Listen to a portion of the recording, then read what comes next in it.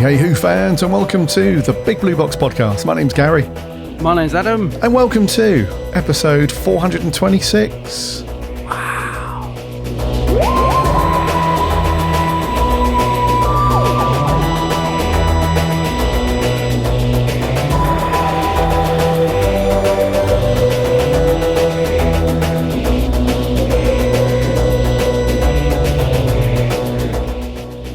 Welcome back to another episode, everybody. We hope you are keeping well and safe.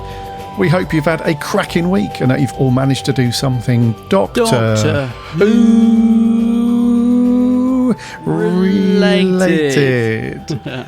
Oh, we're in sync on that one. Pretty much. Oh. It's only taken us 420 episodes? Oh, that was nice. That was nice. No rivalries, no competition. No. None of that malarkey this week. As we approach the finale of season 2, season 15. What are we calling it, mate?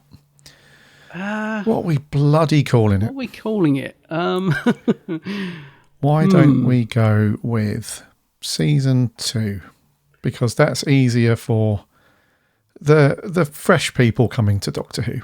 Yeah. I must admit, when I'm just talking about it, just sort of generally off the cuff, I tend to say season 2 now. I think it's kind of been ingrained in me, so let's go with that. Yeah. Yep. Season 15, you're out the door. That's it. Season 2, you're in the club. Right. What does it say on the Blu-ray? Does it say, I mean, I haven't got it, I know it's not out yet, but will that be called season 2? Well, what does season 1 say? That's what I'm saying. Is it season 1 over in the UK? Let's have a look. It says season 1. Yeah. There you go then. If it's on the Blu-ray, that's what we'll go with. We'll go with that. Gotcha.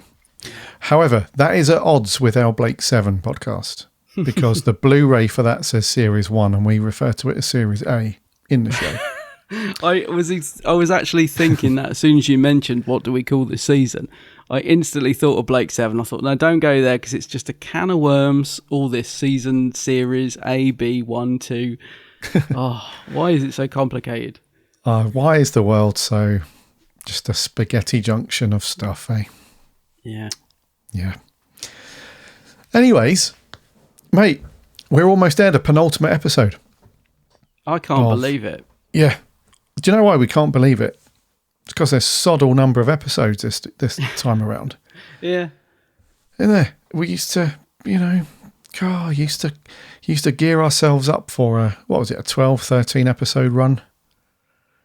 Get ready, dig in. We get to sort of episodes 7 and 8 and we're thinking, right, are we out of the filler? Are we out of the filler, the mid-series dip, ready to ramp up to the finale? But no, we're already there. Wow. I know, man. And the fact we don't think we've got a Christmas special to even sort of tide us over feels strange. It does feel really weird to think that this week, when we get the final episode, where are we? We're kind of in a void. It's going to be a very interesting time, I think, this time next week to see exactly where we are. We think we know where we're going to be, but where are we going to be? It does feel a bit like we're in Wish World. Anything could happen this time next week. It's literally like the real world, our world, is in an episode of Doctor Who right now. Yeah. We're heading towards the void, like the nothingness outside of the time vortex. Are we in that weird in-betweeny bit, between our universe, in Flux where they did the whole two universes and you had that limbo darkness in the middle? Are we in the nothingness, the netherworld? The netherworld, yeah. Are we there? That's what it feels like, but... The what's it called? Oh, we could be in where Omega's knocking around these days. The Underverse. We could be there. The Underverse. What was that thing that Missy was in? That was another world, wasn't it? What was that other world that Missy was in? In Death in Heaven and all that. Oh, what was that? Yeah, where another was world that we could be in. Where was that, dude? I don't know. It's a Moffat world. It's one of Moffat's worlds. Yeah, that rings a bell. I can't remember where that was. I just want to be on Clom. I'm not interested in all these other worlds. I just want to be on Clom. With the absorber lofts. Oh, no. I've heard a rumour that the Orbeloff's coming back for the final. No, I'm joking. They can't throw anything else in there, surely. Do you know what? You just read my mind. I was just about to say, they can't throw anything else at the wall. Surely. I hope it sticks, surely. Crikey. Mate, where was she? Right, let me just Google this. That's going to bug you, isn't it? She was imprisoned within a quantum fold chamber. Oh. What? No wonder I couldn't remember it. Yeah. I thought it had a name. Probably did. Somebody will know. One of the listeners will be on the ball right now. Xing us, tweeting us, WhatsApping us, whatever. Idiots. Yeah, how could you not know this? Yeah. So actually, dude, where do you think we'll be, just before we kick off with the review, where do you think we'll be this time next week? Do you think old, I'm talking to rumours, think old Shoot is packed his case? Is he a goner? Do you reckon we're going to see a regeneration next weekend? Where do you think we're going to be? It's difficult to say. And I don't mean that in a sort of facetious way where it's like, look where we are in limbo, isn't it? I mean, I genuinely have no idea. In previous years and previous actors who are sort of ramping up to the end of their era on the show, you can kind of put a pin in somewhere where you think it's going to go, because you get rumblings of like, the regeneration scene's been filmed and that stuff, but all we've got to go on with Shooty, pretty much everything to do with him and what's going on is all rumour. Like literally nothing's been confirmed or said by the Beeb or by Russell. I think the only thing that the BBC have said is there was a tabloid or a blog that reached out to them because here in the UK, listener, if you've not had the pleasure of looking at tabloid press in the UK before, over the last week, it's just been flooded with headline stories about Doctor Who being axed, Shooty being kicked out because of wokeness and all this stuff, and because he pulled out of Eurovision, they fired him because it looks bad on the loads of stuff. But I think when one of them reached out to the Beeb, they said, look, we don't conspire to any rumours or, any of that rubbish. Until we say so, it's all just rubbish. So because of that, there's literally nothing to go on, mate. I have no idea. You have a gut feeling, though? The only thing I will say is because of the, again, this kind of limbo feeling around what's happening with Disney. Are they going to chip in again for another series? Are they not? Are we going to go on a break while they sort finances? Are we going to self-host again from the BBC? All that stuff. I think because of all that, nobody can really blame Shooty if he did decide that he was going to go. Because you can't really expect him to... because although I'm guessing the salary that he got for being the Doctor would be reasonably high. Salary. You know what I mean? His payment for the Doctor would be reasonably high. He's a leading man in a very popular show. He's still a working actor. He can't just now retire on these, on these payments he's got for being the Doctor. So he has to find work somewhere, and you can't expect him to sit around in a Doctor Who dressing gown and slippers. Whistling the Doctor Who theme tune, waiting for the phone to ring, waiting for Russell to call him and say, good news, dude. Disney are on board for another season. We'll see you in the office on Monday.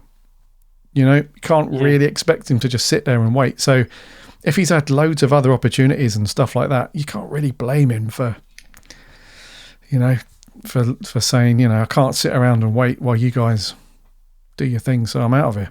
So if that's the reason why he left, which I personally think it is, I honestly think that he's just not, he's not, his world is not Doctor Who, other things to do. So I think, yes, my gut feeling is he has left.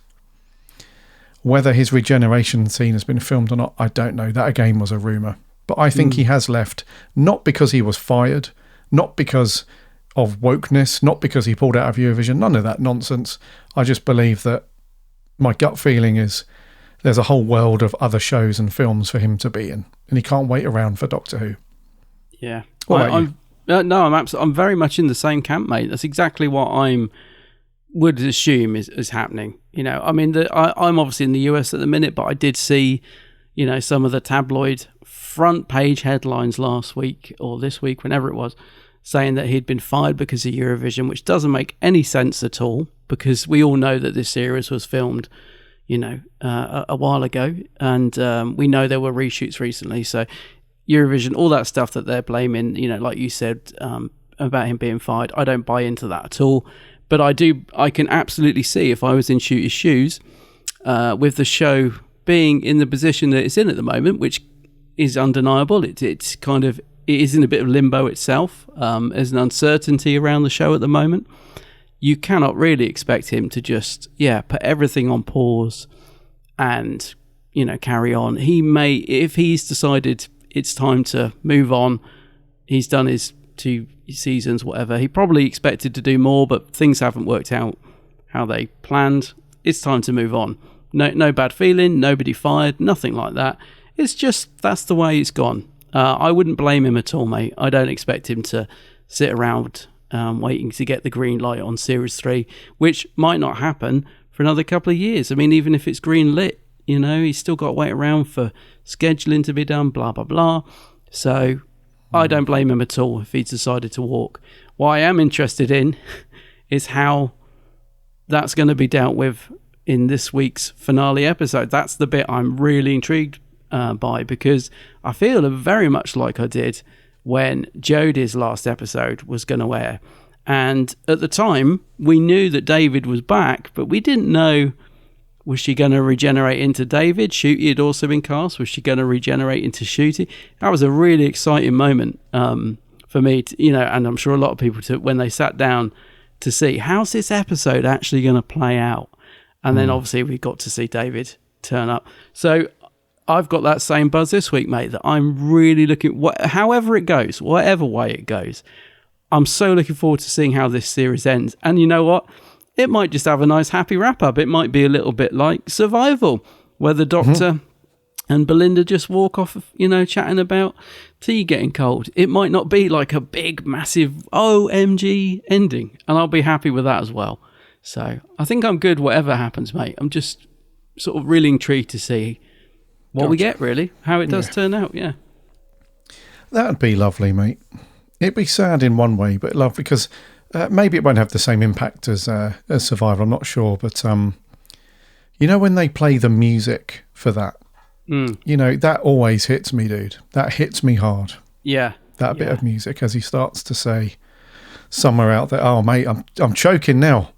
Steady. Save yourself for next week. So here we go. Pull yourself together. Come on. God. Anyway, that would be a lovely way to do it, because you and I have spoken many times in the past about how can they mix up a little bit the formula for changing eras, changing doctors, whatever. It doesn't always have to be. Because I think what they've done in previous seasons quite a few times now is they throw a bit of a bait and switch out there, where the Doctor looks like he's about or she's about to regenerate, but then there's something happens and it stops, and then the real regeneration happens, you know, in a certain amount of time here later. Yeah. So why not just, you know, change the formula? I know they've done that a little bit with this bi-generation stuff, and that's obviously a very big change, but you know, it doesn't have to be the same. At the very last 5 seconds of the finale, you see the Doctor's regeneration energy start to come out of them, and then it's the cliffhanger, and then you have to wait for the next. It doesn't have to be that way, does it? Every time.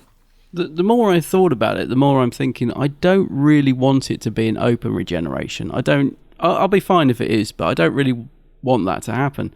I'd much rather, I mean, these reshoots that apparently happened were just in sort of someone's house. So he was thinking, well, that seems an odd place for the Doctor to regenerate. I'd much rather they were actually in the back garden just filming Shooty, popping round to see, the 14th Doctor who's on, and they just sit and have a cup of tea and a slice of cake, cup of tea and a slice of cake, mister. And the camera pans back and it's left like that. And then if the show comes back and it's a new Doctor, we're just starting afresh, because you can do that with Doctor Who. Look at Eccleston. Come back, made one comment about his ears, so we knew he'd sort of regenerated, if you even knew what regeneration was coming into the show at that point in 2005. So you can bring it back with another Doctor. We don't have to see them regenerate, you know what I mean?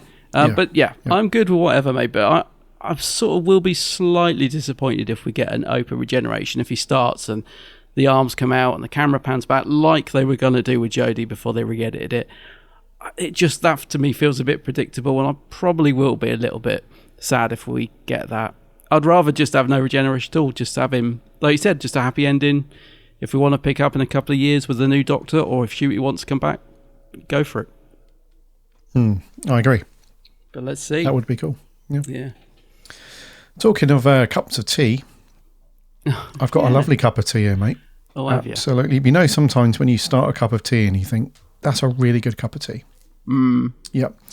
Talking of that, listener, whichever type of listener you are, we hope you have got a cup of tea and you've settled in ready to listen to our views and waffle on this week's episode of Wishwell. Before we get to that, we'd love to have you following along and subscribing to the podcast in whatever podcast app you generally listen to them on.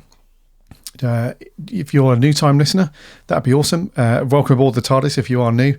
And you just hit the follow or subscribe button. That way you'll get notifications when all the new episodes land in your podcast app of choice. If you're one of the long timers, the grizzled ancients, then welcome back to the Big Blue Box. It's good to have you. We hope you lot are subscribing. Jesus. Yeah. You lot. Well, you know who I'm talking about as well. There's a couple on the Discord. I know you don't subscribe yet. Let's fix that. Yeah, let's hit the button. Let's do all that. You can also listen online on the website, which is bigblueboxpodcast.co.uk. All the episodes are on there for free. And you can check out all of the articles and reviews from the very cool writing team who do loads of stuff like Big Finish reviews, event roundups, editorial pieces. Really cool. There was a comment that dropped in just a couple of days ago from one of Harry's articles from like months ago about his article was about why does Ncuti cry all the time. Oh, right, yes. And it's not as it's not the type of article that you think it is. It's not just a let's lay into Ncuti's character for crying all the time. It actually goes into a lot of depth about that stuff. Anyway, so loads of really cool stuff from the writing team over there. And there are also links to the socials. Hop off there. We chat Doctor Who throughout the week in between episodes and just generally. So give us a follow and chat with us over there. And we have a really cool free Discord server. Again, the link's on the website. Hop in there and chat Doctor Who with lots of other very cool Who fans. And lastly, don't forget to remember to check out my co-host channel on YouTube. As always, it is The Geek's Handbag. The Geek's Handbag, yeah, go check out my channel. Also on all the socials, pretty much, under the name The Geek's Handbag. Indeedy. Right, dude. Up for review this week. What we got? So, yeah, here we are, mate. We're approaching the final with episode 7 called Wish World. Hologram explain? The history books say the planet ended on the old Earth date, May the 24th, 2025. Cause? Unknown. I am not just gonna take you home. I am gonna save your home. Here we go. Let battle begin. Morning, darling. Morning, sweetheart. Happy morning, everyone. Happy morning, Conrad. I ask you, how can anyone doubt this glorious world that we live in? Happy morning, Unified National Insurance Team. How can I help? It's a shame these little people have to die. I was getting rather fond of them.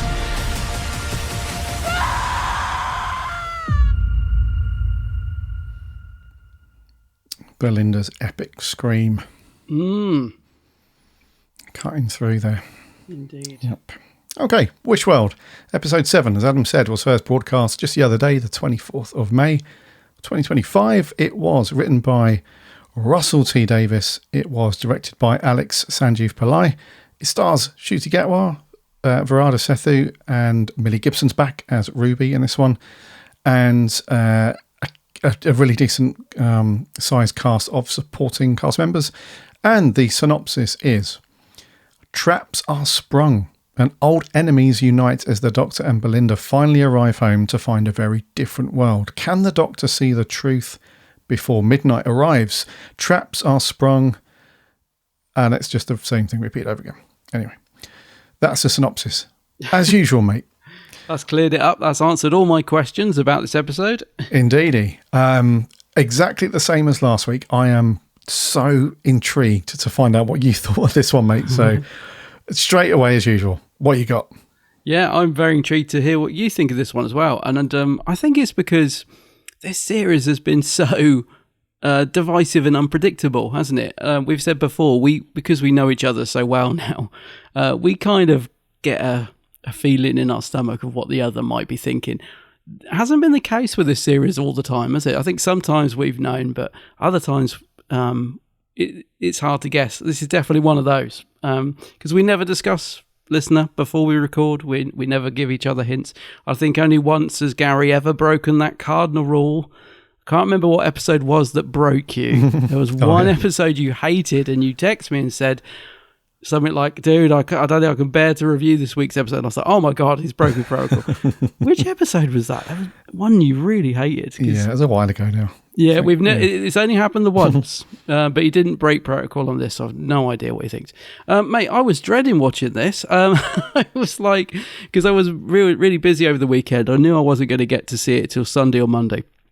So I was like, I've kind of gone past the point of caring about spoilers at the minute, to be honest. So I opened up Twitter and wow, the responses I was seeing was bad. Like everyone was like, that was terrible. Like, and not just from the usual haters. I mean, just from friends and people I follow. And I was like, oh wow, this hasn't gone down well.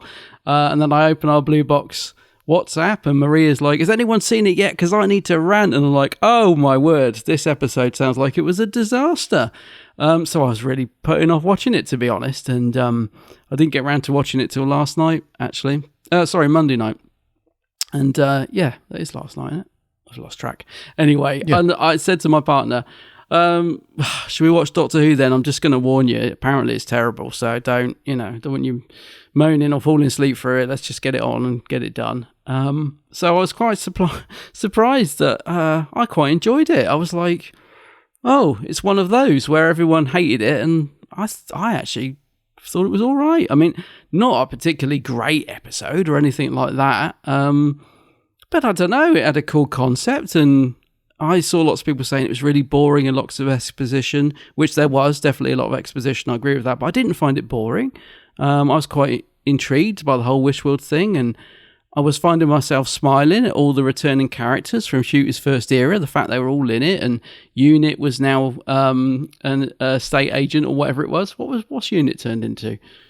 They've turned into a what's the word, like a insurance broker? Insurance broker, yeah. Yeah. So yeah, I was just like thinking, oh, this is kind of fun, and what's going on with the cups keep smashing, that's interesting, and the Rani's stolen this baby and she's pretty cool, and yeah, overall, mate, I all I can say is I thought it was an okay episode that I enjoyed. It didn't blow me away. I thought it was setting everything up for next week's finale, which is exactly what I expected it to do. Yeah, I just thought it was fine. I was quite sort of scratching my head trying to work out quite why it got such a bad rep from the majority of people I'd seen online. So, don't know, mate. I thought it was okay. Let's see if you agree. Maybe you're one of the people online who couldn't wait to tear it to shreds. Let's find out. What do you think? Do you know what, mate? I didn't think it was as bad as as the week before last. The week before last, and probably, yeah, it's been a bit of a struggle, if I'm being honest with you. And you and I have both said the same thing for this season, pretty much with almost every episode, that it's been a bit of I wouldn't say a slog, but it's some things are not really resonating, right? I think that's fair to say. Yeah, and we've had a couple of comments on a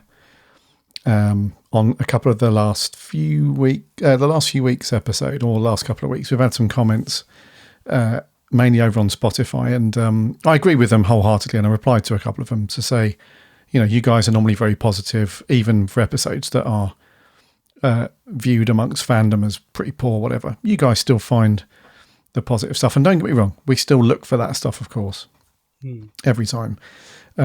Last week was a real good one for me. Although you and I had very differing opinions, I was really into it. You not so much. So this week, I think we've evened out a bit because I didn't mind this either. I thought it was there's some things that I'm really confused about, which we'll get onto. And there were some things that I thought worked really well.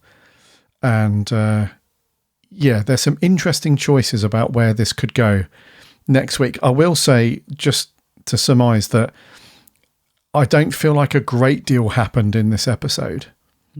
I felt like it was very, very much teeing up next week. Very much a big setup episode.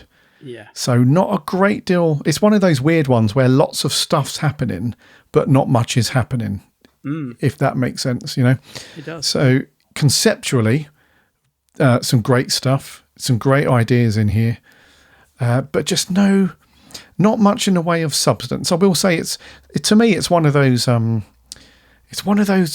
episodes where you put it on and at the end of it, you feel like, okay, that wasn't a terrible watch. It wasn't an amazing watch, but what exactly did I watch? It was one of those, okay, you really have to watch next week and, bung the two into the same pot, I think, to get a good picture of this episode, because we've only literally got half the story, literally. Yeah. So, not too bad, dude. Didn't mind it. Fairly middle of the road for me. Not great, not terrible. Just, plodding along.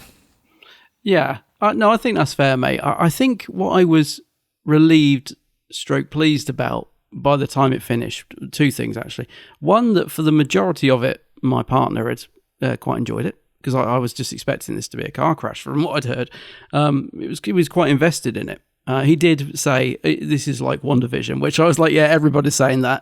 It's like, you're not the first to point that out. There's definitely some parallels there. And Russell, you must have watched that series before doing this. But it was an interesting concept. It may not have been particularly new or fresh or original, but it worked for me. I thought it was quite cool having them trapped in this world, and they don't know who they are. And you are waiting for that moment when the Doctor, remembers who he is, which is very much like in The Family of Blood. You're just kind of waiting for him to break out of it.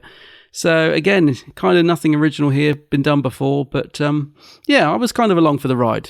I thought visually it looked very nice. I absolutely love the big skeleton clock room that the Rani's got. I mean, that was a fantastic. I assume it was set. It looked like a set rather than CGI. So that's obviously where some of the Disney money's gone. But yeah, the concept of it, not original, but it kept me invested. The stuff with the cups crashing, I was like, what's that about? And then when it was explained, a very obvious, answer. But I thought, oh, okay, that's cool. That's interesting. So yeah, like you said, mate, it's definitely set up. Nothing majorly happened in it. I agree. It was mostly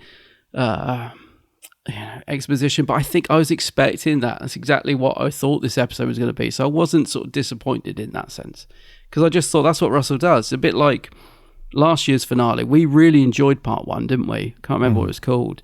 But that was all set up, but it had a real sense of danger and, it really built. This one didn't quite have that same build up, I don't feel, but it still had it still left me excited for next week. That's the thing I was going to say. Sorry. There were two things I was pleased about. One, that my partner enjoyed it, and two, that I was expecting to get to the end of this and think to myself, oh, thank goodness we've only got one more episode left. If I'm brutally honest, that's how I expected to feel. I was thinking, but I didn't. It finished. Good cliffhanger with the Doctor falling. And I just thought, and the world's collapsing around us. And I actually thought, I'm actually really excited for next week now. Not because it was a great episode, but there was enough in there I want to find out the answers. I want to see what happens to Shooter's Doctor in terms of regeneration and stuff. So yeah, I was actually left feeling, okay, I'm up for next week, which was, it should be a given, mate, but in the way that the Doctor Who is at the moment, it isn't, unfortunately. So I was just pleased to be excited for next week's finale as well. So in this sense, I think it did the job it's meant to do. Yeah, I'd agree with that, mate. It's definitely set up next week as a big. It needs to tie a lot of things up. Admittedly, there's a lot of stuff that it needs to try and squeeze in. Yes. And so let's hope they get round to that. But I think the episode you're referring to is The Legend of Ruby Sunday, which leads on to Empire of Death, right? That was the whole... Oh, that's right, yes. You know, the whole Sutek thing. But, that's it. Actually, in relation to that, let's go top level for a second. I'm more interested next week in some of the more contained storylines, if I'm being honest. Because this is now...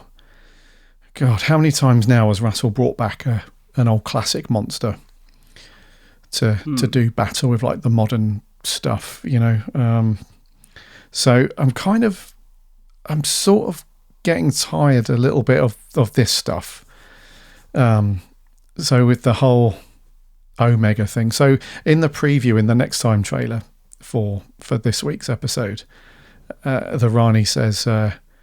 something along the lines of, I'll bring Omega back and forge a new Gallifrey or something. Yeah. I'm thinking, oh, here we go. Here we go. Russell's been on the old... I'm sure that, right, when Russell sits down and he's planning out some of these things, it's on the back of like a 48-hour drunken binge of classic Doctor Who. You sure you're not thinking of Moffat? Well, the Moffat was the opposite. Like, he'd have 3 bottles of red wine in the space of an hour. Come up with some ludicrous brand new thing. Yes, yeah, you're right. Like The Silence or, you know, the Weeping Angels. So he was good at stuff like that, you're right. Exactly, yeah. And then he'd launch a bottle at the wall and then we'd get on with our lives and that'd be it. Whereas Russell's the other way. He's like, you know, I've got this weird rationale that Russell's a white wine drinker for some reason. I don't know why, but anyway, he's like 6 bottles of I don't know, Sauvignon Blanc down, and he's watched like, you know, all of like the key episodes of each classic Doctor, and he's like, yeah, I'll bring this thing back. And have we done Davros? Babe, oh, have we done Davros? Oh, we have. Right, yeah. Davros is done. Sutek, oh yeah, we've done him. Yeah. We could bring back the Dark. No, okay. Sick of being shouted at. Never mind. Let's put Arc of Infinity on. Omega, you little bugger. Right, we haven't seen you in a bit. Let's drag you kicking and screaming into it. So, to be honest, if you make the whole big thing, you know, the big stuff, the Rani or the Ranis, Omega, all that stuff. To be honest with you, mate, I'm not really too fussed about that because I hyped myself up into stupid levels of expectancy with the whole Sutek thing because I was expecting like classic Sutek in the mask, more kind of humanoid Sutek to just be, you know, kicking around and doing his thing. And it turns out we got a big CG dog and whatever. Yeah. So that didn't land for me, as you know. Anyone listens, you know, heard our review, you'll know it didn't land. So I'm really, really hoping, mate, that we don't get some big CG version of Omega that's going to come crashing through the seal of... Because in the trailer for Next Time, you can see the seal of Omega, can't you? The big green thing. And that starts to open slightly. And then on the other side, you got the seal of Rassilon and all that stuff. So, dude, shall we just clue up the newbies for Doctor Who, because the show really hasn't done a good job of that, has it? Like, I will say, if you're a newbie to Doctor Who, you're a casual viewer, this is the first time you're watching Doctor Who, you have done well to get to episode 7. I'll tell you what, mate, last week I was watching that episode with wifey, right? And about 35 minutes in, I thought she got up to go and make a cup of tea. No. You didn't see her again. I didn't see her.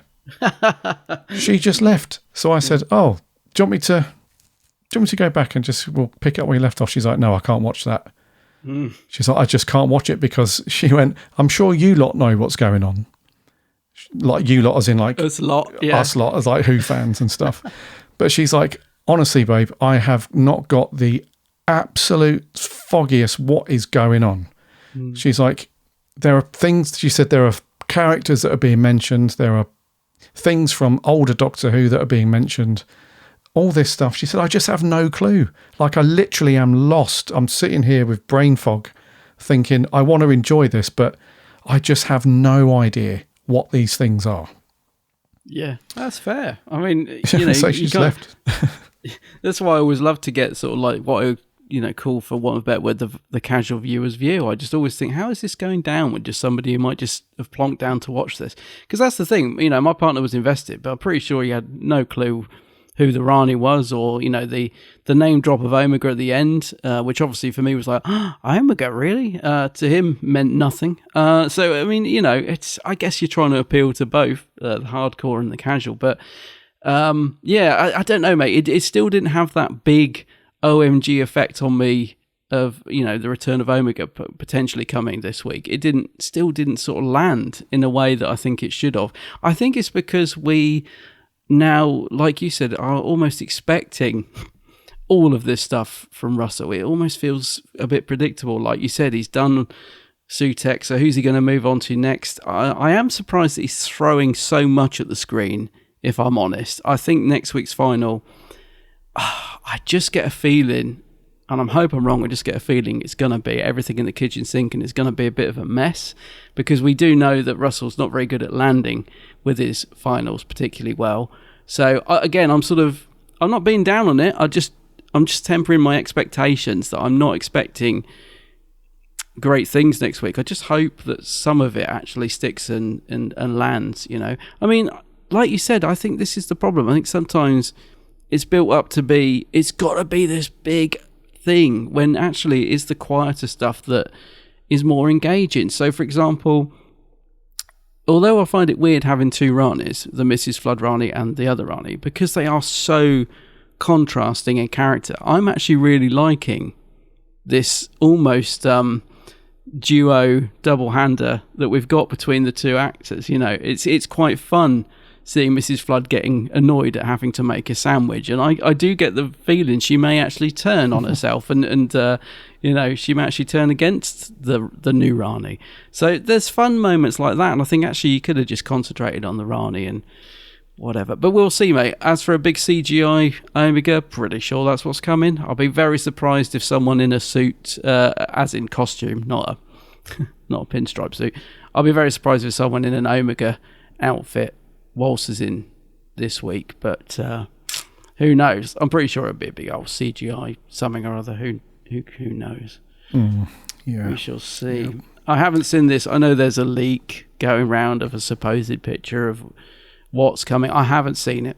I don't want to see it actually, but apparently it's fake anyway. But yeah, gotcha. Yeah, I don't think they'll be able to resist it, mate. Not after Sutekh. I mean, look what they did to Sutekh. They're going to try and make it as big and whatever, aren't they? Yeah. And also, let's not forget that Omega, new listeners, new watchers of the show, Omega is touted as, like, he's described in a couple of ways, but overall he's meant to be like the first Time Lord. Like, he's meant to be the guy that, he's like this mega intelligent sort of intergalactic engineer, and he harnessed the power of a supernova and made time travel possible. So he's the guy that's responsible for enabling that technology for the Time Lords. So he's meant to be like, this kind of genius engineer dude. Unfortunately, he lost his marbles when he gets stuck in the antimatter universe. He ends up going absolutely bonkers. Well, and you would. As you would, yeah. And you have to go back and watch the Three Doctor story, but they basically find him, and he's just absolutely, he's lost his marbles. So, and there's a bit in that story, there's a spoiler to this, by the way. If you've not seen the Three Doctors, fast forward 10 seconds now, but when he takes off his mask, there's just nothing there. It's just like he's invisible, whatever. He's gone nuts. So that makes me think that because of that, they could do some kind of weird CG thing, because at this point nobody really knows what Omega looks like. Yeah. So they could do the whole thing. So how does that relationship work with the Rani and Omega? I don't know. To my knowledge, dude, please correct me if I'm wrong. I don't know of any stories where the Rani and Omega have been in cahoots before or anything. I don't know. No, I mean, I don't know. Not that I'm aware of. I mean, you know, there could be like a new Virgin Adventure story book or something, but not that I'm aware of, mate. I mean, Omega is a great character, so a bit like with Sutek, I am apprehensive about what they might do with Omega as a character. Because, I mean, with Sutek, the real crime was that they didn't do anything with him. You know, it's kind of reduced from being a really good character to just a dog on a lead being pulled through a vortex. So I don't want to see that happen to Omega because he is a great character. And if you are new to Omega as a character and you're thinking, I might check out, hang on, I've got the 3 Doctors in my left hand and what's this? Arc of Infinity. Which shall I go for? I would say if you're only going to watch one, probably the 3 Doctors. The 3 Doctors. Yeah. I have a soft spot for Arc of Infinity, but you know, 3 Doctors is definitely the better Omega story. You'll get a lot more from it. I'm just worried what they might do with the character, mate, more than anything. Plus, you've got the Rani. I think Susan will be back next week. I think we might see Joe Martin's Doctor back, the Fugitive Doctor. I think there's going to be a lot thrown in. I just hope it doesn't turn into a complete shambles, to be honest. Yeah, you know what's going to happen. It's going to be like The Rise of Skywalker, where there's going to be lots of stuff going on, and you've only got a very short run time, generally speaking. So you're going to have to speed run through a lot of these things to tie them up and stuff. If they decide to tie them up, they might not. They might leave it on a huge cliffhanger. Tune in, God knows when it's coming back, 2029. You know, we'll have it all.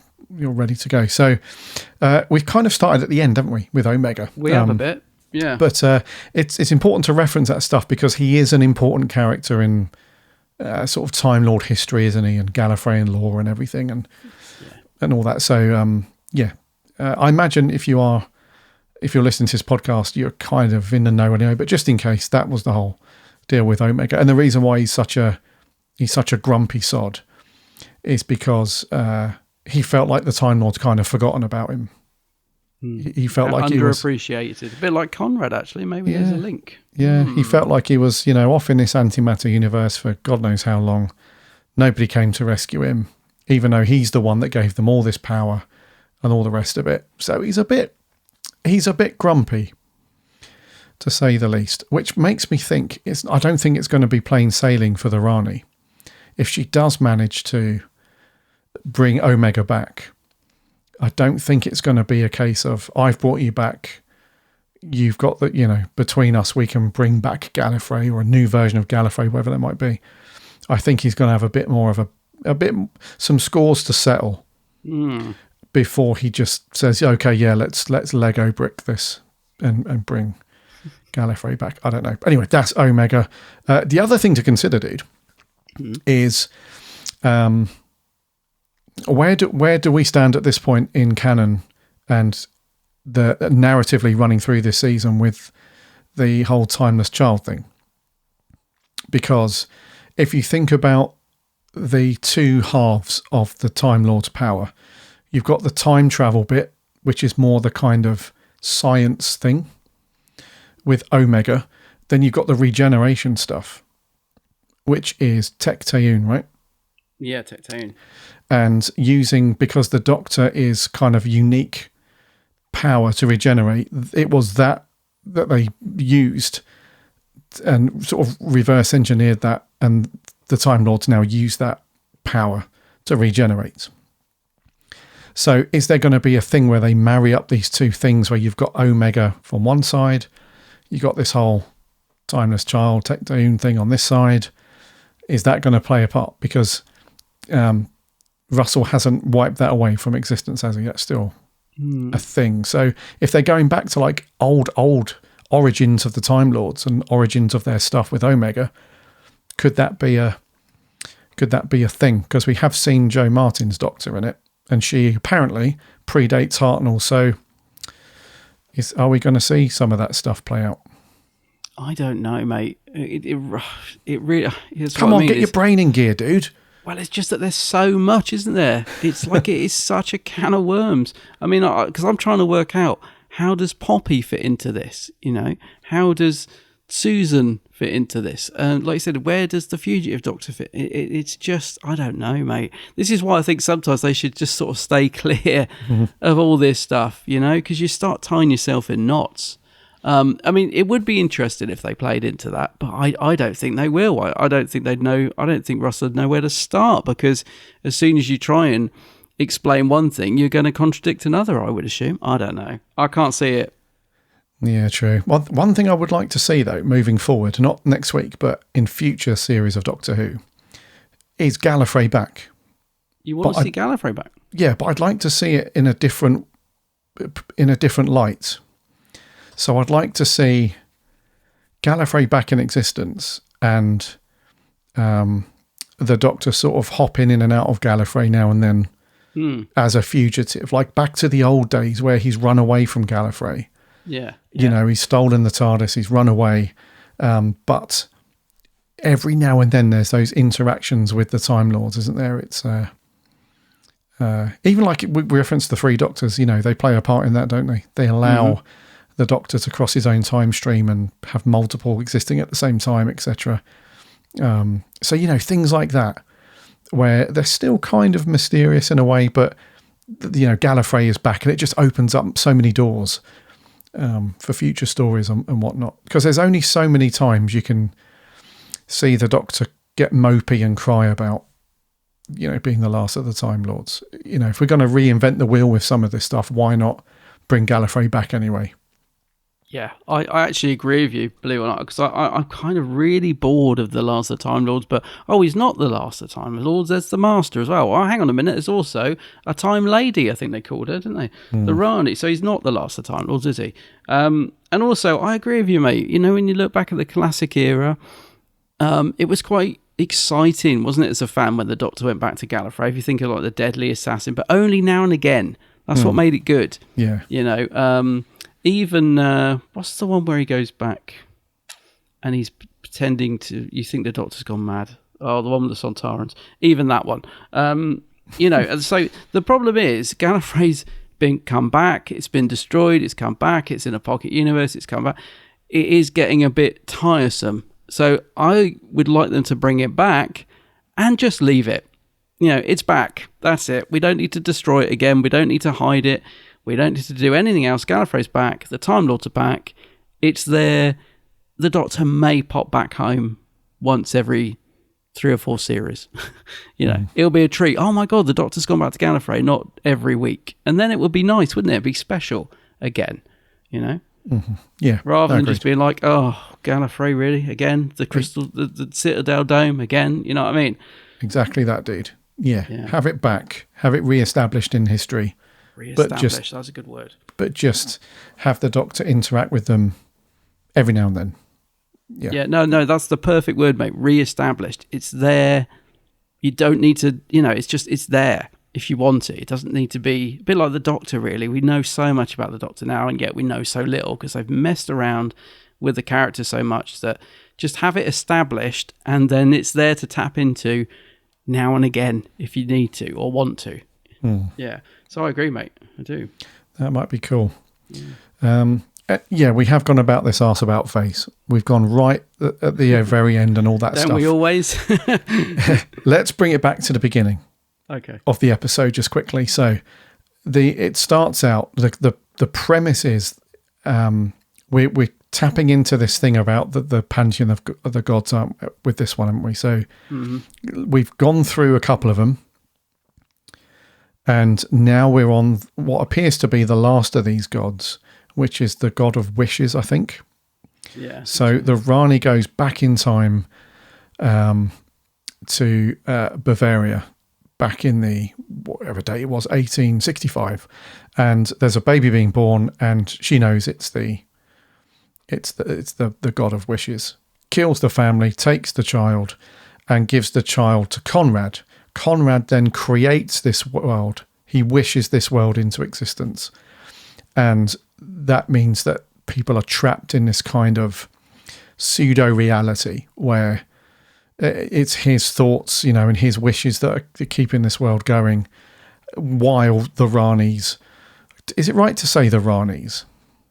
Because I don't know what the plural, I mean, I guess it's just the Rani is can be used in both single and plural, I guess, I'm not sure. But the two Rani characters, they've got a larger grand plan, we know, which is to bring back Omega, which has been talking about. So this whole world that exists, which is fake, obviously, it's created around everybody has to be a believer, and people who have doubts about the reality, they get carted off and whatever, and weird things happen.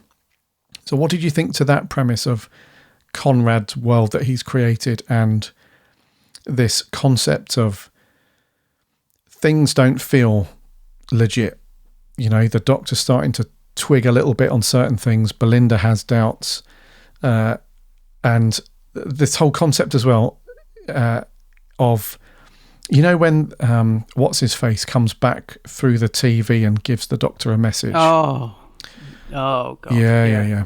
And it's basically, that's it, yeah. It basically says tables don't work that way. And then later on you see the Doctor, when he starts to doubt, reality breaks down, which is why the cup falls through the table, because the table becomes, a figment of, it's not reality. So the cup falls through. So what did you think to those things, that fake world and this concept of doubt and the setup for the story? Yeah, I liked all that.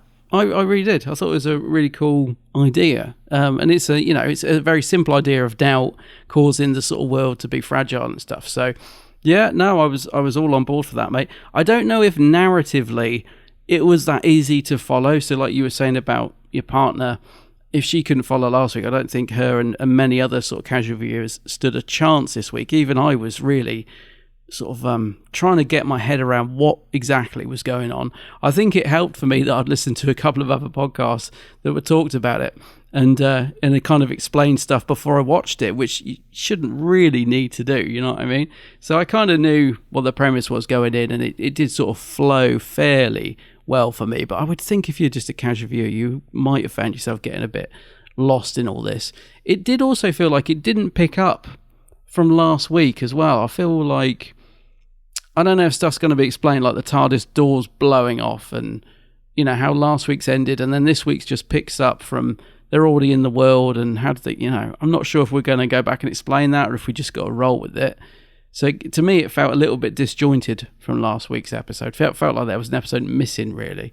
Mm-hmm. But no, I thought it was cool, because I like it when Doctor Who does weird stuff and tries something different, and to see sort of Shooty and Belinda and Poppy living this life as a family, and it's all gonna be fake and whatever, but it made it interesting. I also liked, this will surprise you, mate, I also liked seeing Kate Stewart doing a different role. I actually thought it was quite a fun concept, having Unit as this whatever it's meant to be, so that was fun. Yeah, I was along for the ride with the concept, mate. As I said, I do feel it's been a little bit ripped off from other shows, but hey, that happens. Yeah, and you can definitely see the comparison between WandaVision and but it's weird, isn't it? It's not the first time we've seen that style, that visual retro 50s style thing going on. We saw it right at the beginning, didn't we, with the Robot Revolution.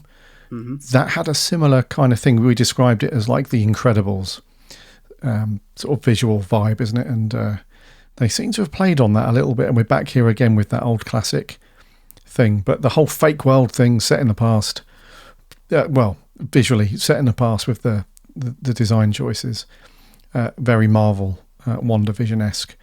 But there was also, I know you and I mention this from time to time, but there was also a little bit of sort of social commentary, political commentary going on as well, wasn't there? Oh, yeah. Which was a little bit on the nose, mate, more than I thought it was going to be. Yeah. This whole thing with, when the Doctor turns to Kate's bit of stuff. Kate's bit of stuff. What's his bloody name? I don't know what his name is. That's why I said that. I can't remember his name. Yeah, I was going to say Conrad. Then it's not Conrad, is it? Of course, it's not. It is Ibrahim. Is it Colonel Christopher Ibrahim? Is it him? Can't remember. Anyway, he says he's a beautiful man or something, and he loses it. He's like, no, you shouldn't be saying that to another man. So we've got the sort of homophobic things in there. We've got the disability view of disabled people and stuff like that. You know, it's the people with disabilities and whatnot, both mental and physical, that are not really seen. So they go about, you know, unseen, as it were, if that makes sense. They're all sort of confined to these little camps and whatnot. They don't have the perfect sort of nuclear family, picket fence sort of life that a married couple would have, who are quote unquote normal. So, yeah, we do have a bit of social commentary going on. So I'm not really sure exactly how I feel about that at the moment. Maybe if you and I do a season 2 sort of wrap up show, we can go into a bit more detail. But yeah, I'm always conflicted a little bit with that stuff, because I feel like on one hand, it's like, yeah, I guess, you know, it's important to either have some representation for people who are affected by this stuff, or to mention it. I'm not sure. But on the other hand, I'm like, well, I hear about all that stuff day to day in the news, and it's a bit depressing and whatnot. I kind of want to watch Doctor Who for a bit of escapism. Yeah. You know, and a bit of, I don't want to have to concentrate on, you know, social politics and politics in general, all that stuff. So I don't know, mate. I don't know how you feel about it, but I'm conflicted. I'm a bit the same, mate. I think I've almost become a bit numb to it in RTD's era, to be honest. It's just, I wouldn't say I've got to the point of rolling my eyes every time we get something shoved in like this, but it's, I don't know. I think I've just come to accept that this is what RTD wants to do with the show. He wants to insert a lot of this stuff in there, so there's no point kind of getting annoyed about it. It's just, you know, that's what he wants to do. That's as the showrunner. So yeah, it was very on the nose. You're right. But it didn't really detract from the rest of it, really, for me anyway. Not in this one, you know. But yeah, I mean, it wasn't subtle. You're absolutely right. It was, you know.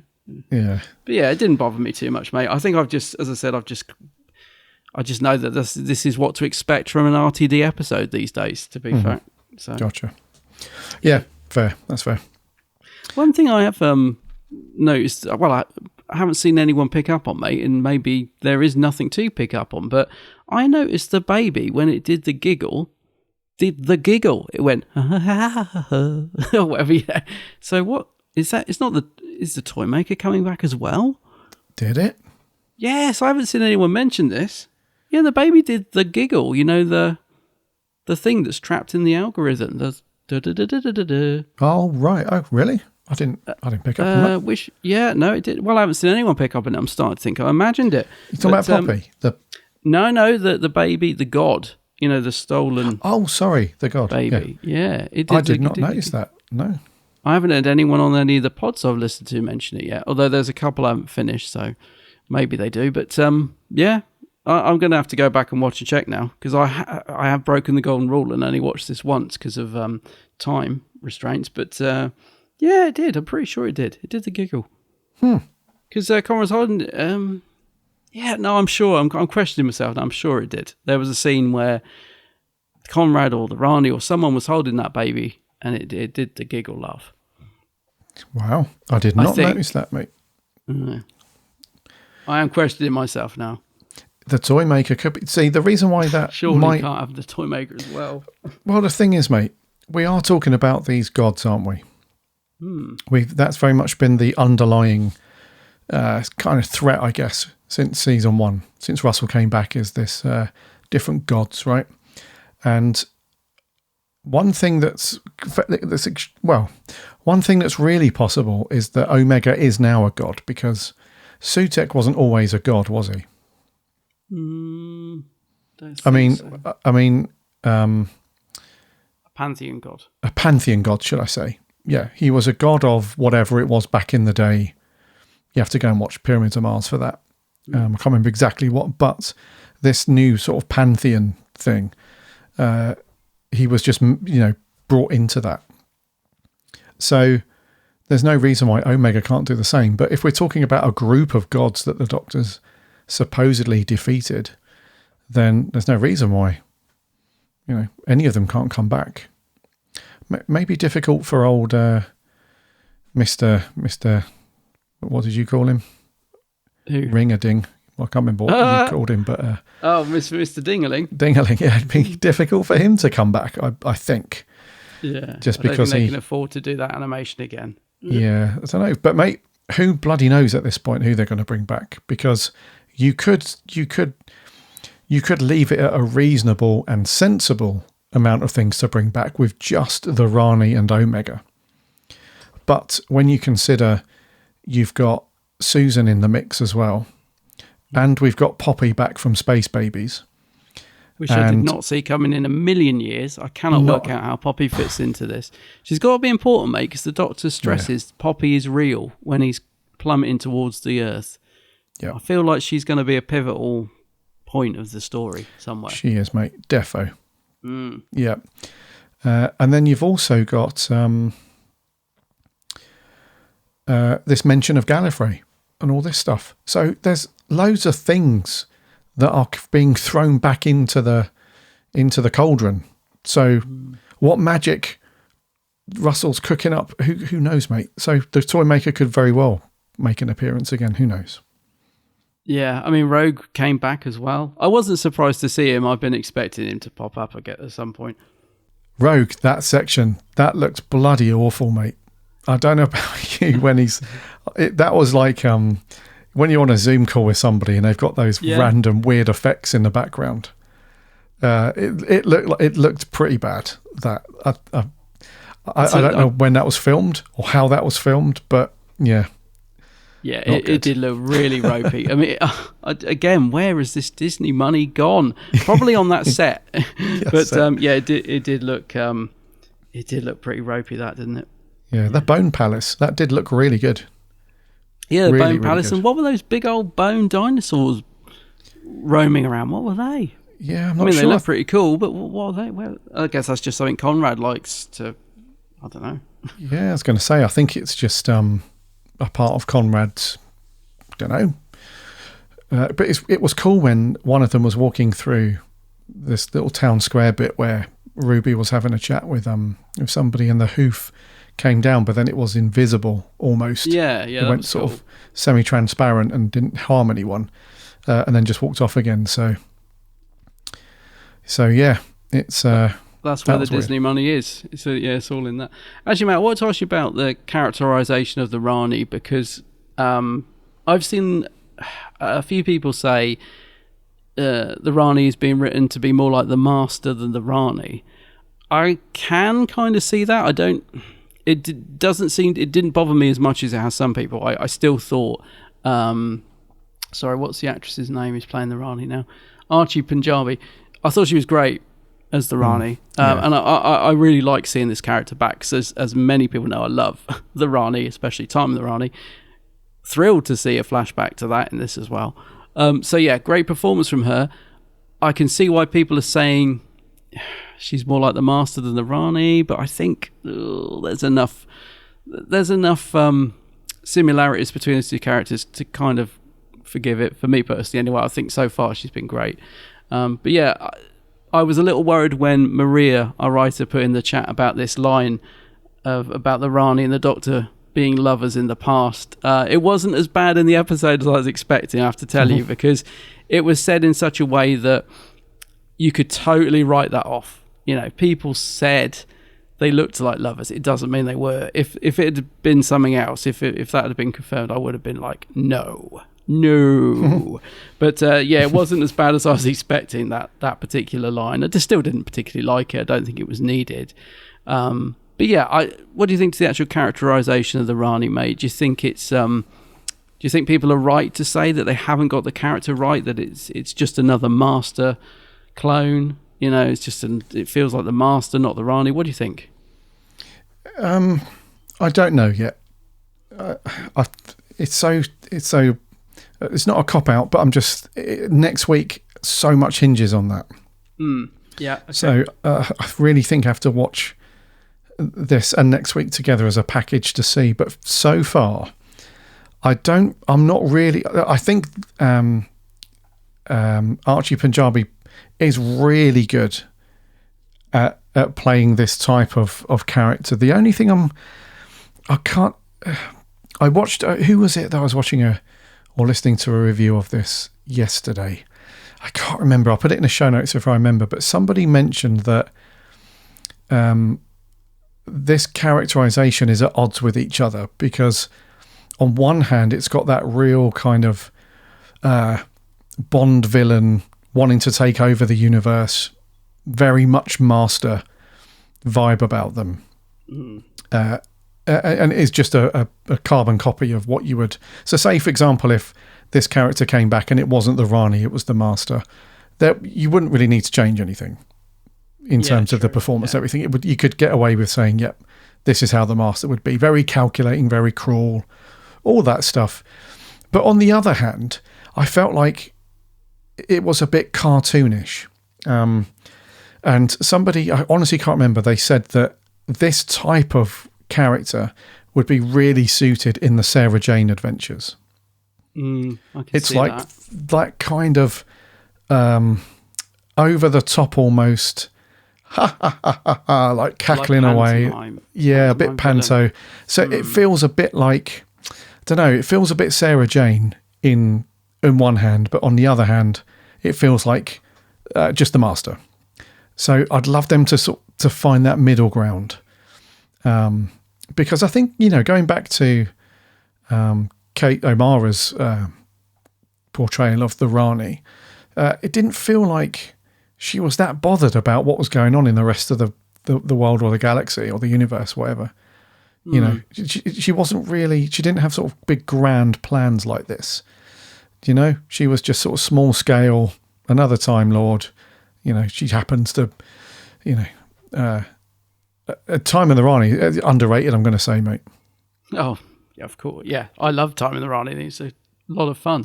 But I think people like the characterization of the Rani when she does all the experiments, and she's a very clever character, isn't she? I mean, the Master's clever, but he's also reckless. The Rani is much more calculated. She thinks everything through, So I think people wanted to see maybe a little bit more of that. I think also people were a bit... not surprised, but at the start, when she turned like the wife into flowers and the kids into ducks and the husband into an owl, that a bit Harry Potter, wasn't it? Yes, I'm not again. And people were saying, well, that's does the Rani do that? But other people have said, but then she did turn someone into a tree in Mark of the Rani. So you think, okay, so maybe it's just an extension of that. But I get people's concerns with it, and again, it's this is the problem. This is the danger when you bring back a beloved character like the Rani, like Sutek, like Omega. You got to treat it. You got to sort of treat the source material with a bit of respect. And for me, they haven't crossed the line with the Rani, and I think you're right. I think I need to wait till next week to see how it plays out. I'm certainly enjoying Archie's performance.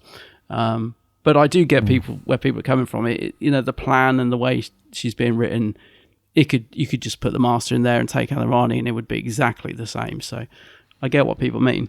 Yeah, we had a little flashback. Russell loves a flashback, doesn't he? He does. We had a little flashback to Kate O'Mara, as the Rani, from the best bit of Doctor Who you'll ever see in your life. I know agree. what I'm talking about, mate. I do 100% agree. Yeah, if you've not seen Dimensions in Time before, you've missed out on the single best piece of Doctor Who you'll ever see. It's something to behold, isn't it? It is, mate. Yeah, so interesting that they used that clip of her and not, the Mark of the Rani, Time of the Rani, any of those. Yeah, I actually, this is the problem of only watching an episode once. I thought it was a clip from Time in the Rani because she got that gun, but maybe did they show a clip of all three? They did definitely. So. Dimensions in Time was definitely in there because I saw people saying Dimensions in Time is now canon. So that you're definitely right. One of the clips, it was so quick, mate. I have a feeling they might have showed like one of each story, but I might be wrong. They probably did, mate. Yeah, I thought I saw Time in the Rani in there, but I might be getting mixed up with, Anyway, it was great to see, and like you said, Russell loves a flashback. We also got to see some Doctors again. This is getting a bit. This is something else that used to be special when you'd see clips of previous Doctors, you'd be like, oh wow, it's yeah. just being done. It's been done a few times now, hasn't it? Yeah, we've got quite a few. We've got Paul McGann in there. All right. Yeah. Come on, Paul. Maybe Paul McGann's back. Just bring the whole just bring them all back. No? I heard it. Do you know, when Russell took over again, I heard a rumour from someone I don't want to be one of these people, my source told me. But this guy is he's a lot of what he said's come true. And he did tell me they were planning a McGann spin-off. It was part of Russell's great master plan when bringing the show back, which we know he had, the whole Hooniverse thing, which is kind of crumbled around his ears. But I have heard that recently somebody else said, yeah, there was a McGann spin-off plan, but because of the way the show's gone, that has been canned. Now, obviously take it with a pinch of salt. I'm not one of these people that's like, I know something you don't know, my friends told me this.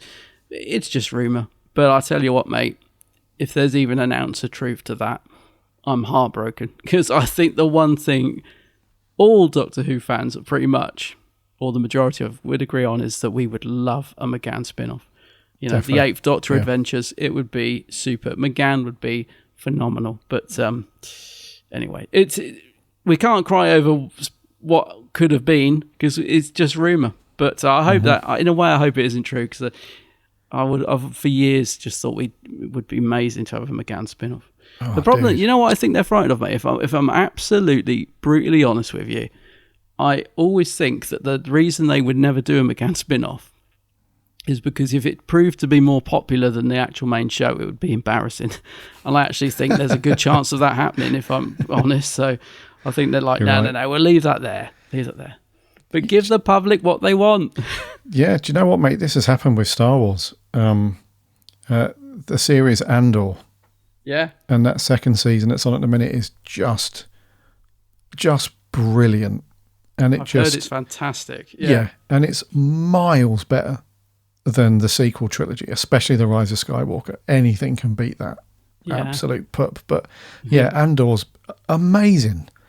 So much better than the main films, the main saga stuff. Yeah. So yeah, that's probably a thing. I think if there was a McGann spin-off, it would be way better potentially than. And do you know what, mate?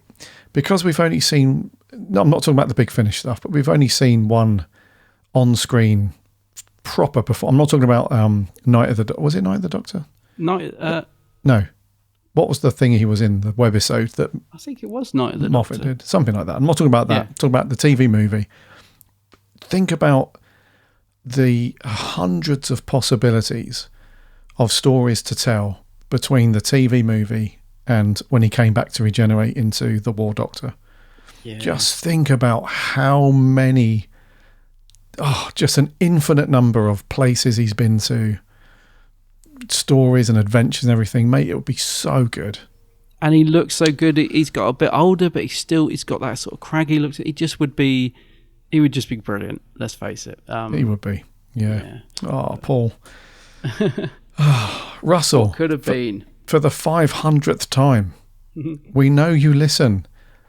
Please do the Paul McGann thing. Just do that. You'll make everyone very happy. I know you're going to be watching the movie again now because every time you mention it, it gets planted in your head and you think, actually, I feel like watching that. You must be overdue another yearly rewatch of that by now. That's coming up. Yeah, it's coming up. Yeah, I know. Yeah. Every time I talk about it, you're like, oh yeah, actually, I think I'll watch that. I'm the same. I actually love the movie, the McGann movie. Despite all its faults, I love it. Yeah, I was just about to say, despite the reputation it's got and despite the, whatever you want to call it, I don't know what the adjective is, but it has got a nice, a very cool feel and vibe to it. And Paul McGann is just great. He's just such a good actor. And just think of the music, mate. Every time I think of the movie, I hear the music. The gorgeous soundtrack to the TV movie. Oh, yeah. Amazing. Talking of music, what do you reckon to old Murray Gold this week? Old Murray Gold. I'm kind of done with him, mate. Oh, dear. I really am done with him. There's no point hiring Murray Gold when every other episode just sounds like stock music. What's the point? What is the point of having him on board if you just go, like from series whatever you want to call it, 2005 up until I would say, I don't know, mid Capaldi, somebody could put on a piece of music from Murray Gold and I'm 99% sure I'd have a decent crack at telling you the title and what series it was from, and maybe or probably what episode it was from. From Shooty's stuff, when they brought Murray back, I have no clue. Like if you'd have if somebody just pressed play and said, right, what episode from season 2 of Shooty's era is this from? Unless it was his like main little bit of theme music that we've heard a little bit. Yeah. You know, with the confetti cannon last week. I know, yeah. That bit of music. Not talking about that. The other stuff, I wouldn't have a clue, mate. No clue whatsoever. No. I mean, this week, I wouldn't say it was bad or anything, but you're right, nothing stood out. I can't think of anything in it, but not saying it's bad. Just Murray.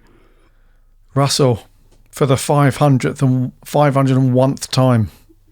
501st time. Come on. We're giving you this for free, mate. Like, there's no consultancy fee here. We're not charging Bad Wolf or the BBC. We're giving this for free. Come on. We can't bring Dudley back. He's no longer with us. Oh, Dougie. We could bring Segan. He might be waiting in the wings. Well, the thing with Segan's music was that at least it was aimed very much at providing more of a sort of an atmospheric feeling for the story, rather than trying to be more sort of in your face. And because let's be honest, mate, pretty much every week we've said, what do you reckon to Murray's music? And we said, yeah, nothing great. Can't remember some of it. Some of it's all right. But the main problem is that whoever they're passing this all on to do the final mix, they're just screwing it up. So you can't hear what people are saying. Anyway, it's a mess, the audio side of things. Has Belinda got a theme, mate? 'Cause that's the thing. Companions normally get... We know the Doctor's got a theme. They play it every time he kicks, into gear. But Belinda, I haven't picked up... I'm sure she must have, but... I don't know. I have no idea if she's got a theme or not. It doesn't stand out. No. Ruby's got a theme. I love... Actually, I will say this. I love Ruby's theme, mate. You're probably... We haven't heard it that much, so you probably think... I can't even think what it is, but she played it on the piano on the rooftop, didn't she, in Devil's Court? Now, I do remember thinking that was beautiful. That was kind of cool, yeah. Yeah, can't think of anything else. Yeah, I don't know. Actually, we need to speak about Belinda and Ruby. So, Belinda, 10 seconds, useless. Yeah. Absolutely useless in this one. And Varada Sethi, she's been great as this character since the start of this season. But the writing that she's been given in some episodes has been weak. Like, you were so... Like, at the beginning of this season, you were so like, okay, cool. We've got a very different dynamic with this companion. She's not taking any of the Doctor's beep. She's very strong. She knows exactly what she wants. And then very quickly that started to fall to pieces because we had two problems. We had just rinse and repeat every week, where at the opening 1 minute of the episode, she's stropping around, demanding that the Doctor takes her home. Yeah. Literally within seconds, she's all smiley, ready for an adventure. Here we go. We're outside the TARDIS. If the Doctor tapped her on the shoulder and said, where are you going? Literally moments ago, you were digging me out because I wasn't taking you back to Earth. What's going on? I feel like this is a bit of a yo-yo situation. You're up, you're down. What's going on? So she's like that every week. And then this week, she may well have not... There was one scene. There's a couple of scenes. The first one, she bolted off into the woods and screamed. Oh, yeah. That was it. And then... So she's got massive doubts about what's going on because her mum and her gran turn up and they start quizzing each other about when Ruby was born. Poppy was born. Yeah. And they can't remember. And the reason why they can't remember, obviously, because it didn't exist. So all the doubts start coming in. She runs off. She screams. She can't handle it. She comes back. She grasses him up. Oh, yeah. She grasses the Doctor up. They come and cart him off. And then she gets carted off anyway. And that's literally it. Mate, I'm confused about what they're doing with her character, because at the very beginning, the things I just said were in play, very strong. And then you also had this thing about the Doctor saying, "Oh, you look just like this person that I encountered." About that. Yeah. Yeah. And then that, the TARDIS alarm bells are going off. There's all this great mystery, like who is Belinda? How are they going to connect it back to that character from the previous season and all that stuff? Where's that gone? Yeah, I don't know. Surely that's going to be answered in the final, isn't it? I mean, another thread to wrap up. I mean, I've got to say, mate, Varada Sethu has been severely let down by Russell in terms of the characterization of this, this character, because one of the things Russell used to be good at, mate, and I'm sure if you go back and listen to our, old podcasts, we always used to praise Russell for great characters, and especially when it came to the companions. Poor old Belinda, she's so one-dimensional. I don't feel I know her at all. Could be a casualty of the 8 episodes, whatever. But even so, mate, Russell has really let her down in terms of, building up her character. Because I'm not being funny, I don't really care about Belinda as a character, Even this mystery, like you said, is kind of just evaporated into nothing. I do hope that gets answered next week, mate. Because if that's like a hangover into the 3rd series that may not even happen for 2 to 3 years, oh God, I'm not going to be interested. So I hope that gets wrapped up and there is at least something to this character of Belinda, because right now, there's nothing to her. Yeah, agreed. Yeah. He's on the phone to Moff. He's like, look, what do I want to do with this? I've got this companion that I've written one line of dialogue for. Come on, Stephen. You've done the mystery girl before. How did you? How did you answer it? Yeah, I need to progress this character. Give her a bit of a unique thing. What have you got? Well, what you do, Russell, is you throw her into the TARDIS timeline mainstream, and then the following episode, you don't explain how they get out. You just ignore it, and then they are the impossible girl. That's how you do it. How do they peel the layers away when they're talking about this stuff? Because there must be a point where I don't know, with some shows like Stranger Things does this very well, where they have, and I assume lots of shows have this, where you have a proper writing group. So you have people in a room, and when you're working out the structure of all the episodes that form a season, you have people that very, very clued up, or should be, on every single character, their history, their backstory, how they link to all the other things, and in the wider scope of the show, how all these things are linked together and how you can and can't write certain things and all the rest of it. It feels like with Doctor Who sometimes, you've just got Russell and Moff having a drunken conversation at like 3 a.m. And then there's a scribble in a notebook that Russell wakes up to with a hangover, and he's like, what was that thing he said? Oh, mysterious girl thing. Yeah, I'll do something with that. It definitely feels underwritten, this series, doesn't it? Well, both series, particularly Shooter's first series, very not the sort of standard we've sort of expected from Russell. It feels a little bit first draft, a lot of this stuff, doesn't it? Yeah, such contrast, mate, to our reviews back like from Eccleston onwards. You said all the time, like how good the characters and how well rounded and how, for the most part anyway, and how well they're connected and all that. And now it just seems like we're at the other end of the spectrum with that stuff. It's very weird. What about our Rubes then? Or Ruby Sunday? Yeah, so old Rubes. I was a little bit confused at first because she turned up on the Doctor's doorstep and she seemed very, very, very confident that she knew that the world wasn't right, that whoever he thinks he is, he's got it wrong, he's actually this other person and all that stuff. And then fast forward 5 minutes when we see her again and she's chatting away to Shirley. Is it Shirley? Yeah, Shirley Bingham. Shirley Bingham. And it feels like she's not like that anymore. Like she's questioning things and Shirley's like, asking her questions, and they've got this common thing where they're seeing through the lies and they're seeing through it all. And she can't quite put her finger on what's going on. It's like, well, 5 minutes ago you were really clued up on what was going on because you went and told him, that everything's false and he's not who he says he is. And then we fast forward. And so, again, I thought that was written a little bit at odds with each other. But, Millie Gibson is playing Ruby exactly as you'd expect her to. She's very good at that. I think she's one of the highlights of Shooty's era for me. And when she dropped into this, it feels like, she'd been in it every week.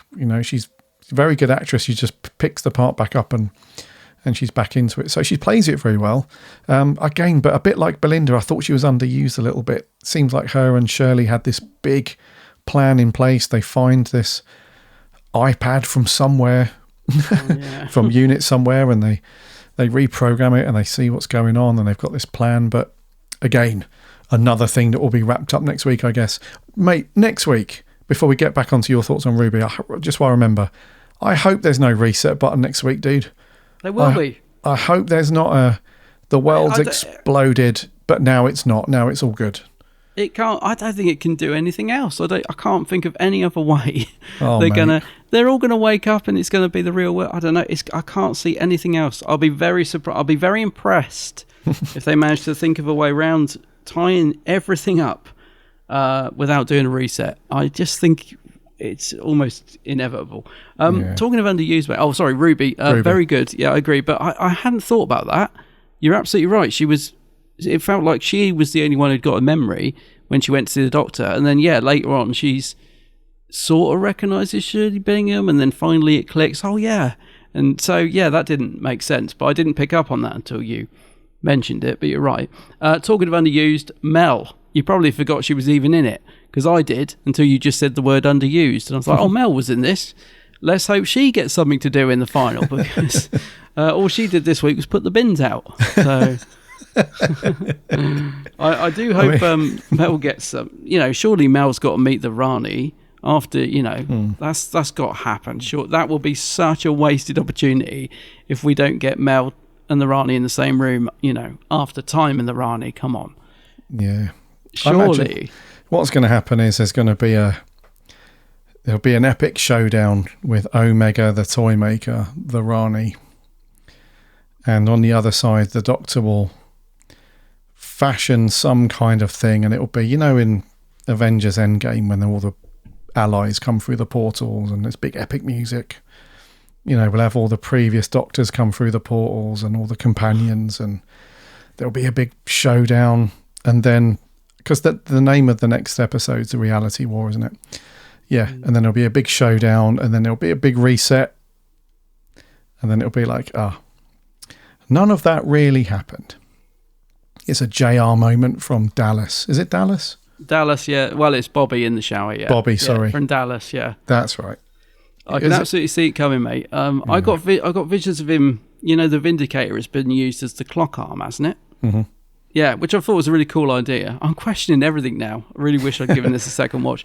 I got visions of the Doctor ripping that off the wall and resetting it all, or grabbing the baby and making a wish. I don't know. Something. It is going to be a reset. I'm almost certain. As I said, if it isn't, I'll be very impressed. But I can't see any other way around it. You can't be in a imaginary world and not wake up by the end of it. So yeah. He'll put some shades on. He'll use that as a guitar. Oh. And then we're off to the races. All I can say is we've got a heck of a lot to tie up next week, Russell. I think we've got an extra 10 minutes. Am I right in saying it's a slightly longer episode next week? Yes. Yep. So, yeah.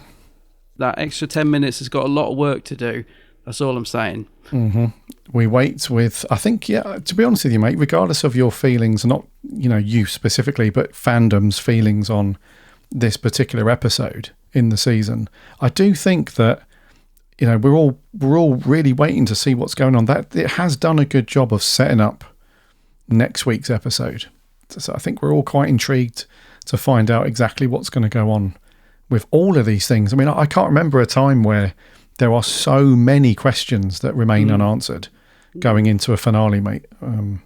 So we wait with bated breath, Well, I'm excited for it. And I have to say, considering how, I've been feeling about Doctor Who of late, I haven't exactly been chewing at the bit to watch the episode when they drop every week, I have to be honest, but I am looking forward to next week, mate. So I just hope it delivers on some level. I'm not, just want to walk away from it saying, yeah, that was all right, but I don't know. We'll see. We'll see. We shall find out. We will. So tune in, obviously, next week for our review of the reality war. Yes. Whatever happens with that. God. Right. Is there anything else on your notes, dude? No, I don't think so. I think whatever happens next week, mate, we're going to have a lot to talk about. But no, I think I'm done on my notes. The only thing I've got left on my notes is very, very quickly. Two things. One was Conrad and his use of the god of wishes, the baby. The baby is still a baby. So I'm assuming that by the time when the Rani went and kidnapped the baby and killed the family, everything has happened really quickly to now. Because I suppose so. Yeah. Yeah, because it felt like all the people in this in the Wish world, it felt like this was their sort of norm day-to-day life. But I get the impression that that's all been set up really quickly. So that was interesting. That it seems like it's all happened very quickly because it's still a little baby. And the second thing was Anita Dobson's performance of the Rani is very, very interesting in terms of, I like what you said earlier about, is she going to turn and, defect over to the goodies to help take down this other version of the Rani? Because there's something about her, although she's a little bit sinister, when she's talking to Conrad, she's like, would I lie? Yes, I would. But in this instance, so she's got that kind of sinister nature about her, but she's obviously not as intense and as scheming and grand planny as the other Rani. But I thought her performance was good, though. I've enjoyed seeing Anita Dobson as the Rani.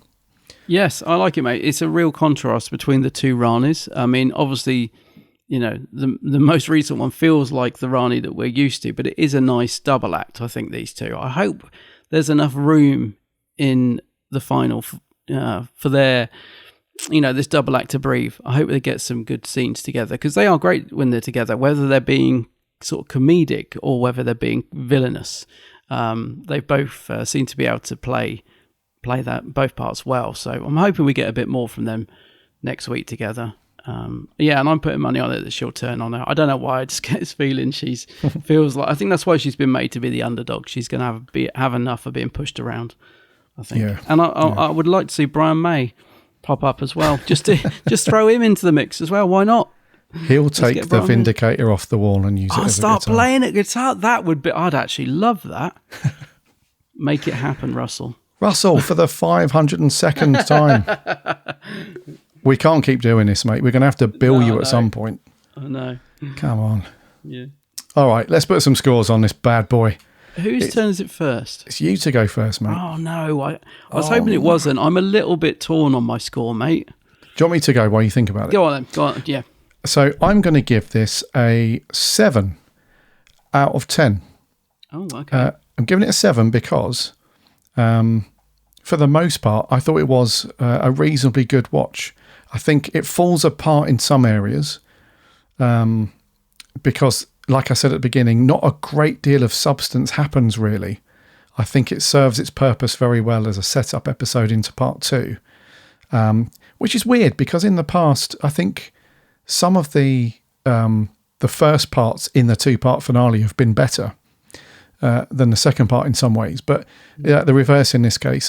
Conceptually, some great stuff. It looks visually fantastic. Some of the performances were really cool. Just a really wacky, strange, great idea, and all that stuff. But it does fall apart in some other areas, so I can't really go any higher than that. But it wasn't a bad watch for me, mate. It wasn't an amazing watch. It wasn't a bad watch. It was just a good watch. So I'm going to land on a 7 for it. What about you? Well, that's made my life easy, mate, because I'd written 7. If I was on the countdown now, I'd be showing my pad to Susie Dent just to prove it. But no, I'd written 7. And the reason I was questioning it is because, well, basically of what you said, I thought, it did didn't really hold together that well in some parts, but I did enjoy it. So I wasn't sure if it was a 6.5. But I wrote 7. You've given it 7. I'll give it a 7. I'll give it a 7.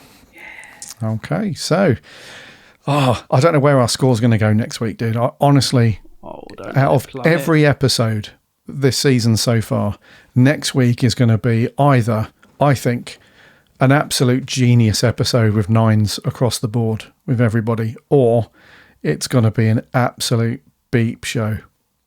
We've got to be back to 4s and 5s, maybe less, who knows. But there is a lot of pressure on next week, let's be honest.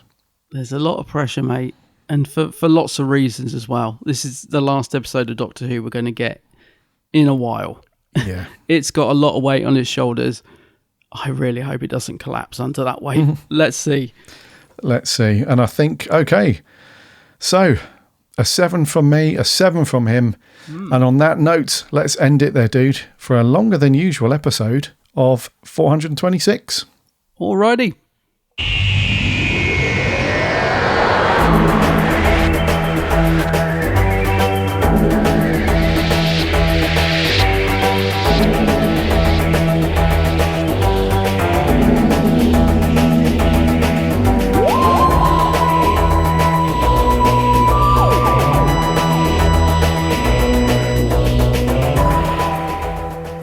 Thank you very much for listening to another episode of the Big Blue Box podcast. That was 426 and our review of Wish World. 7s all round, not bad scores there at all. We'd love to hear what you guys think. Let us know over on the socials. You can find us just by searching for the Big Blue Box we're on X or Twitter, Blue Sky, Facebook, Instagram. Hit us up, let us know what you think, or jump into the Discord. There are links to all these things over on the website, bigblueboxpodcast.co.uk. While you're there, you can listen to the episodes for free, and you can check out the reviews and articles from the writing team. So get involved. Honestly, we'd love to hear what you guys thought of this one. Next week, we'll be back, obviously, at some point in the week to give you our thoughts on the Reality War, the finale to Season 2. And as we mentioned, a real high-pressure, interesting story to see how they tie all of this stuff up in a neat little bow. Also, make sure you are following or subscribing in your preferred podcast app of choice. That way you won't miss an episode when it lands, and you get notified when they do drop. And we'd just love to have you listening along as we chat all things Doctor Who. We also do a monthly round table with the writing team, where we get all those guys together and just chat about anything to do with Doctor Who. It's a good laugh, so you get all those as well. Don't forget to check out my co-host channel over on YouTube. It's called The Geek's Handbag. Yes, I have a YouTube channel called The Geek's Handbag. Go check it out. Lots of geekery stuff on there. Also on all the socials, known as The Geek's Handbag. Indeedy. Go and stalk him for a bit. Right, until next week then, dude. My name's Gary. My name's Adam. And remember,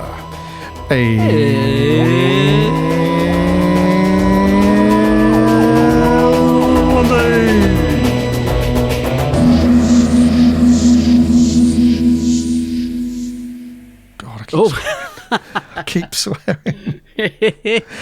I've not even had a drink either. I know. I've only had a cup of tea. Right. Edit that out.